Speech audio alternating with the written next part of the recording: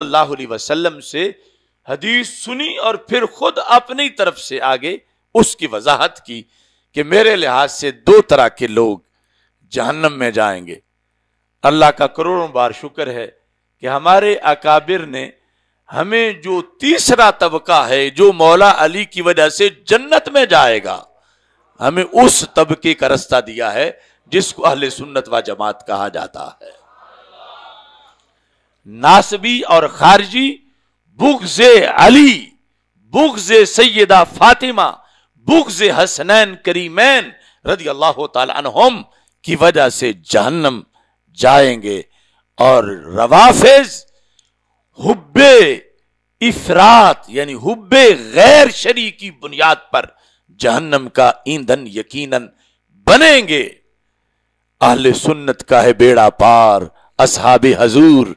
نجم ہیں اور ناؤ ہے عطرت رسول اللہ کی۔ اس تمہید پر آج جو تقریریں کی جا رہی ہیں ان میں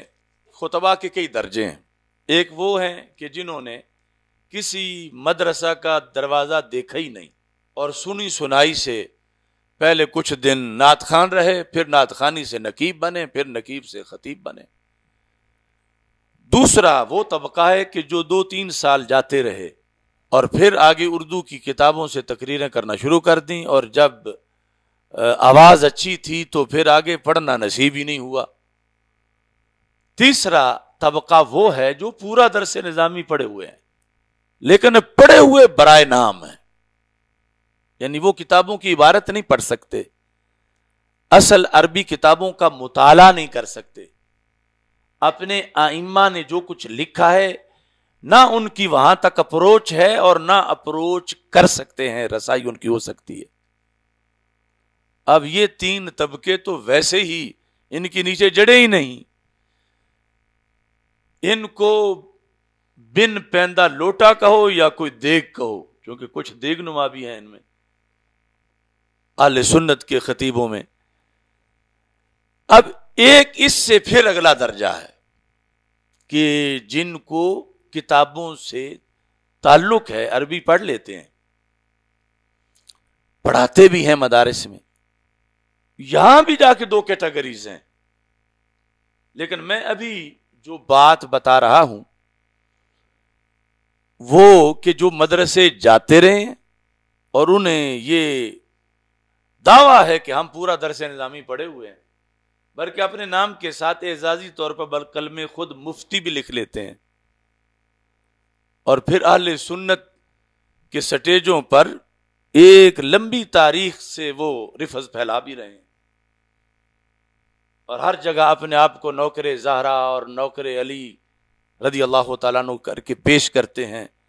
سادات کے ادب کی بڑی تلقین کرتے ہیں، اور قرآن و سنت سے کھل کے بغاوت کرتے ہیں۔ نہ ان کو وہ مدرسے والے سمجھاتے ہیں جس کا وہ نام لیتے کہ ہم وہاں پڑھتے رہے ہیں، نہ ان کو کوئی پیر سمجھاتا ہے کہ یہ تم کیا بکواس کر رہے ہو،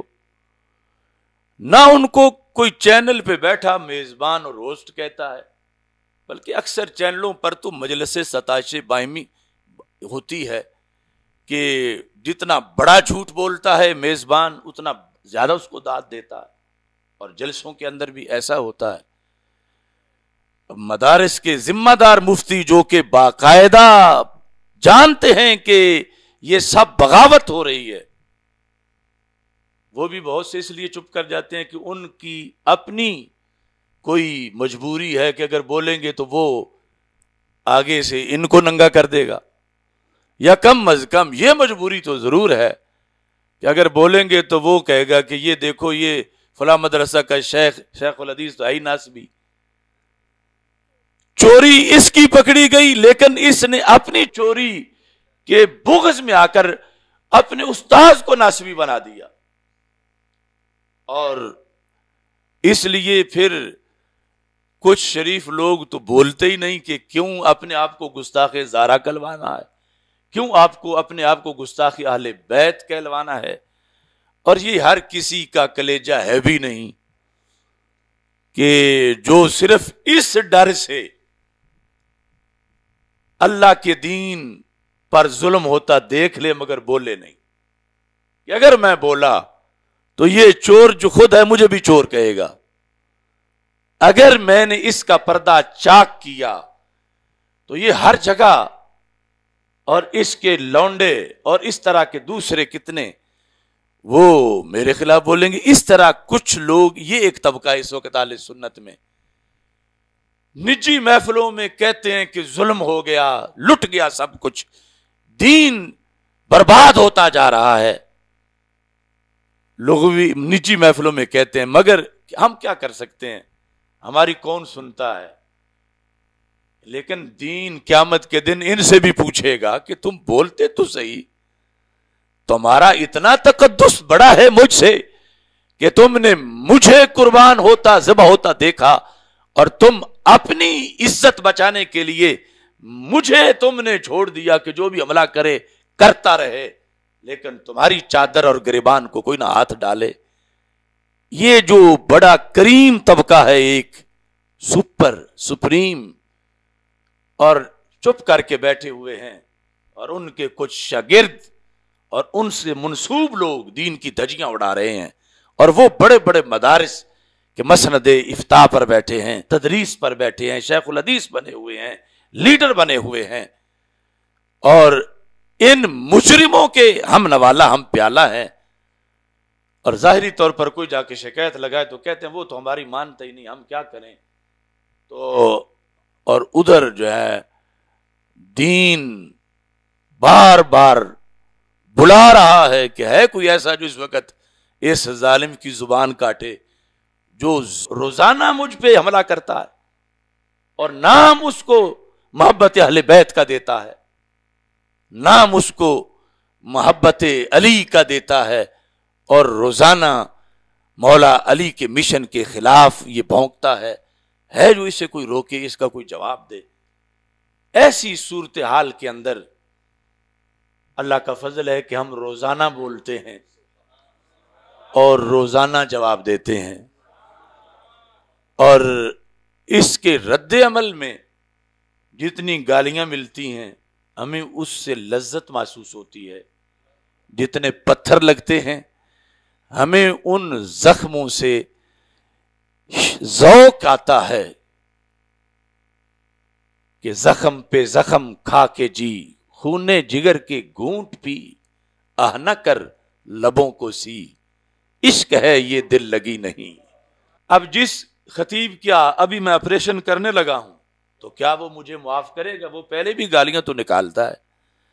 لیکن میں اگر اس لیے چپ رہوں کہ وہ مجھے مزید نہ نکالے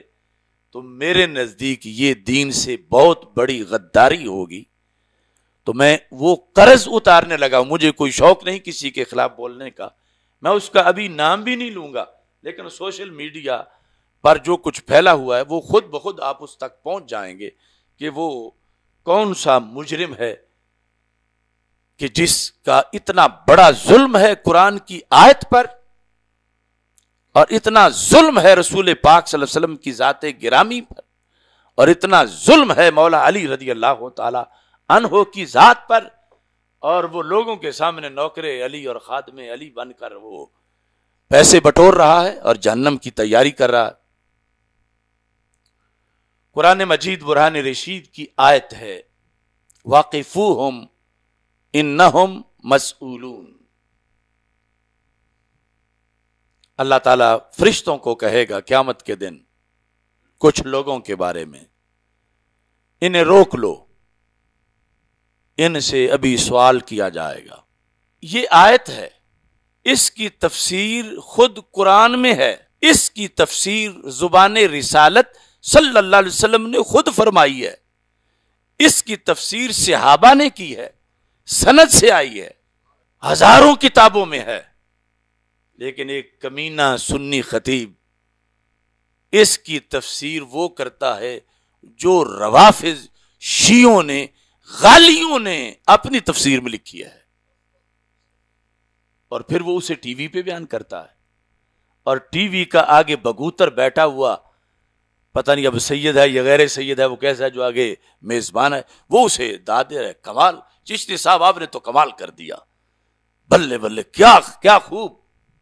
اور عام مجمع میں جو بگوتر بیٹھے ہوں نوجوان یا کوتوان، وہ تو ہو سکتا ہے کہ چشتی صاحب کو اسی وقت اٹھا کے کندھوں میں بٹھا لیں کہ کیا شان علی تم نے بیان کر دی ہے، اور وہ جو کر رہا ہے وہ ہے فَلْيَتَبَوَّأْ مَقْعَدَهُ مِنَ النَّارِ، کہ رسول پاک صلی اللہ علیہ وسلم نے فرمایا جو یہ کرے وہ اپنا ٹھکانہ جہنم میں بناتا ہے۔ اب قرآن مجید کی ان آیات کو میں ماقبل سے پڑھ کے آپ کے سامنے پیش کرتا ہوں کہ اس بات کی کوئی گنجائش ہی نہیں بنتی۔ قرآن کہہ رہا ہے، یہ سورہ والصافات ہے، اس میں اب تفسیر جلالین کے لحاظ سے میں جو مختصر تفسیر بھی ساتھ بتاؤں گا۔ احشر الذین ظلموا، اللہ فرمائے گا فرشتوں کو قیامت کے دن کہ یہ لوگ جنہوں نے ظلم کیا ہے نا، ان کو اکٹھا کرو۔ ظلم کیا کیا ہے یہاں پر جلالین میں جو ہے وہ یہ ہے انفسہم بالشرک، جنہوں نے اپنی جانوں پہ ظلم کیا، کس طرح کہ مشرک ہوئے، یعنی مشرک ان کو اکٹھا کرو جنہوں نے جانوں پہ ظلم کیا۔ اور ساتھ وَأَزْوَاجَهُمْ، ازواجہم کیا ہیں؟ قُرَنَاهُمْ مِنَ الشَّيَاطِينِ، کہ ان کے جو شیطانی ساتھی ہیں ان کو بھی ان کے ساتھ جمع کرو۔ یہ ازواج کا مطلب ہے وہاں پر، مشرکوں کو اور مشرکوں کے اتحادیوں کو اکٹھا کرو۔ اب یہ A to Z سارے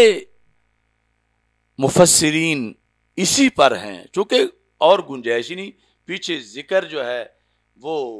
سارا یہی آ رہا ہے مشرکین کا، کہ ان کے لیے قیامت کے دن کیا کیا صورتحال ہوگی۔ پھر وَمَا كَانُوا يَعْبُدُونَ مِن دُونِ اللَّهِ، ان کے ساتھ ان کے معبودوں کو بھی اکٹھا کرو، جن کو یہ اللہ کو چھوڑ کر پوجتے تھے انہیں بھی۔ اب یہاں تک آیت کو اگر دیکھیں تو پتہ چل رہا ہے کہ یہاں مسلمانوں یا مسلمانوں کے کسی طبقے کا اگلا معاملہ نہیں آ رہا۔ یہ جو محشر کے دن کافروں مشرکوں کی لائن ہوگی، ان کا طبقہ ہوگا، ان کے لحاظ سے رب فرشتوں کو پہلے تو یہ حکم دے رہا ہے احشروا، ان کو اکٹھا کرو، سب کو ایک جگہ اکٹھا کرو۔ آگے دوسرا حکم فَاهْدُوهُمْ إِلَى صِرَاطِ الْجَحِيمِ، ان کو جہنم والے ٹریک پہ چلاؤ،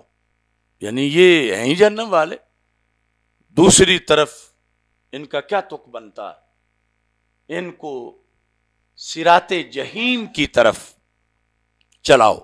صراط جہیم دوزخ کا راستہ۔ آگے تیسرا حکم واقفوہم، واو عطف کا ہے، اصل قف سے کفو ہے،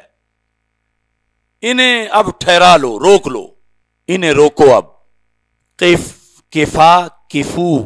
واو ساتھ ہے، واقفوہم، انہیں روک لو، ٹھہراؤ ان کو، یعنی مجرد مزید کے معنی میں اوقفوہم، ان کو روکو اب۔ کیوں روکو؟ انہم مسئولون، ان سے پوچھا جائے گا، ان سے سوال کیا جائے گا۔ کون؟ جن کا جہنم جانا فائنل ہو چکا ہے، جن کا تعارف ابو جال، ابو لاب، عتبہ، شیبہ یا پہلی قوموں کے کافروں کے ساتھ ہے، ان سے اب بات بھی کرنی ہے، ان سے پوچھا جائے گا۔ کیا پوچھا جائے گا؟ یہ رسول پاک صلی اللہ علیہ وسلم نے حدیث میں بیان کیا، ان سے کیا پوچھا جائے گا۔ اور پھر جو دوسرا حصہ ہے وہ خود قرآن نے بیان کیا، واقفوہم انہم مسئولون ما لکم لا تناصرون، یہ پوچھا جائے گا۔ اب دو چیزیں کہ کیا پوچھا جائے گا تفصیلاً، وہ رسول پاک صلی اللہ علیہ وسلم نے خود بیان کیا، جو صحابہ نے آگے روایت کیا، اور پھر قرآن نے خود بھی بتایا اجمالن کہ کیا پوچھا جائے گا؟